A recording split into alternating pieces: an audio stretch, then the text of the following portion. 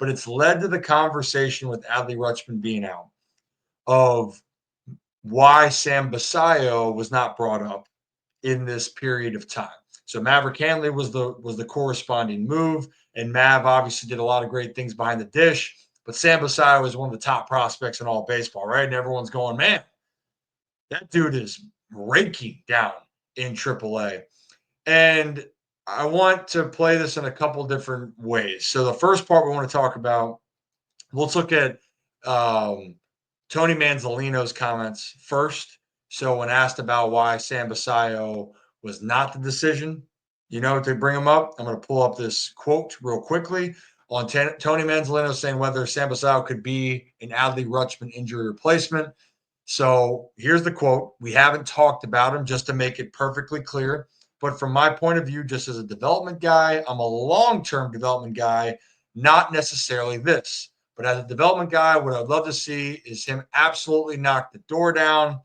I don't think you can take a guy like Sam and you bring him to the big leagues just because there's a need. You want to bring Sam to the big leagues when he's absolutely destroyed AAA in all facets of the game, bat, defense, everything. And when he does that, then he becomes a part of the conversation. And that's where this conversation's left. So I know a lot of people are going to look at this then and go, well, isn't Sam kind of doing that right now because he's doing things like this, right? Or he's just mashing baseballs left and right. And he has had an unbelievable month of June so far. And he's got ridiculous power to all parts of the field. And he's a prospect that I am ecstatic about. And I really feel that I don't like to say that prospects are going to be these great players unless I truly believe it. He's going to be. Like, he's an absolute stud. But those comments seem to agitate people, which I understand. And especially for the month of July. So now I'm going to pull up, or June, sorry, month of June. So when we pull this up real quickly, you can look at that month of June or by the month, and he had an injury early on in April. But each month he's gotten better and better and better. And for the month of June, he's hitting 348, slugging 739, has 6 jacks, and an OPS over 1100. But for the season, 266 average, still the OPS at 963, 15 home runs. Interesting thing is he's doing a lot of his damage with not a lot of guys on base, right? Only 31 RBIs with the 15 jacks. It's interesting, right? But he's a tremendous talent. Like, let's just throw that out there. I might be in the minority here, but I am with Manzo on the sense of I don't want to rush Sam Basallo. And he said about the facets of the game, right? So the facets of the game to me, when you talk about Sam, a guy that's dealt with an injury, so he hasn't been behind the dish enough, behind the plate consistently. That's number one. Number two, then, he has been mixing in over there at first base, getting more comfortable.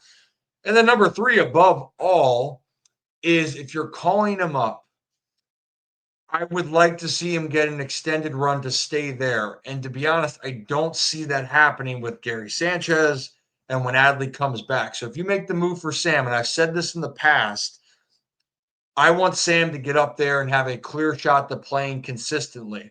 And I don't want him to have the confidence or his development stunted in any means. You go, well, wait, Ryan, we've seen prospects get brought up. Oh, Jackson got brought up, then sent back down. And then look how he's turned out. Like, look at the other Orioles prospects that have had trouble once they've been called up and then how they've really struggled to find their way.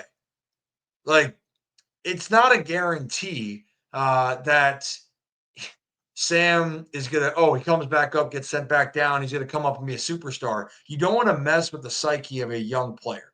Actually, I didn't like that Jackson got called down initially when the move happened. If you're going to call a guy up, live with them for more than 30 at-bats. Same thing with Kobe Mayo, but circumstances are what they are. This circumstance, you don't need to call up Sam right now. I know it's exciting. You feel like you're getting back in the race and you want to win the series against the Yankees. And I do believe Sam's time is coming, and it probably is going to come sooner than later if he continues to do what he's doing. But at the age he's at, 20 years old, he is 20 years old. I would be more on the bandwagon to bring Sam up if the Orioles were kind of falling out of it and you're making moves. Bring him up in July and let him just ride it out, play the last 2 or 3 months. But right now, I like what he's doing. I like the confidence that he's building. And he's got to get more comfortable behind the plate, just commanding a pitching staff. I think that's the one thing that's underutilized. And I see comments in here about Maverick having a great energy about him. I like Maverick, been big fan of Maverick. Um, yeah, Mav is really good at calling games, and you saw that so far. He's got a good idea and understanding now. The bat is not what it's going to be, comparison to Gary Sanchez or Sam Basallo, but I think that can be good enough, especially right now, right? So that's just my opinion. That's just where I stand on it. And Buck Showalter, when we had him on, Freddie Gonzalez, and because who's always going to listen to a guy like me, right? But we kind of share the same sentiment. It just sounds better coming from them. When you look at prospect lists, they're just lists, and prospects are prospects. So just because you're on a top 100 prospect list does not mean you're going to turn out to be a all-star MLB caliber player. Could you be? Yes. Could it turn the other way? Absolutely. So if you have an opportunity to not rush a player, you shouldn't. And honestly, take it one step further. Because of what happened to Jackson Holiday last year, I think the Orioles are going to even be more cognizant to not rush Sam Basallo. Because I guarantee you, when they called Jackson up, it was an impulse because he was off to a good start and there was a need. And then what happened? There was this type of stress, there was this pressure. And I'm glad Jackson now is playing every day and he's gotten going. I'm very happy about that. But there's also gone the other side where players just don't recover from it. And I think Sam Basallo lean on the side of caution because this is my thing. If you love a guy and you want him to be a focal point for you moving forward, when you make the move, he doesn't come back down. This isn't a stopgap move. He comes up, he stays up, and he's going to be a big leaguer the rest of his career. That's how I look at it. So that's what I want to roll with. But Sam Basallo's time is coming. And when it does, it's a reminder when this young core in Baltimore is healthy, when they're able to do their thing, they can be really, really good. Now, that hopefully Jordan Westburg's okay, Adley gets back, but the Birds' future is still bright. And it's going to be extremely bright when Sam Basallo makes the move, but it's not the time yet. And I hope you guys understand why. But if you're new to the channel, hit that like and subscribe button. Ryan Ripken Show do it live every Tuesday, Wednesday, Thursday, right here on YouTube, X, and Facebook.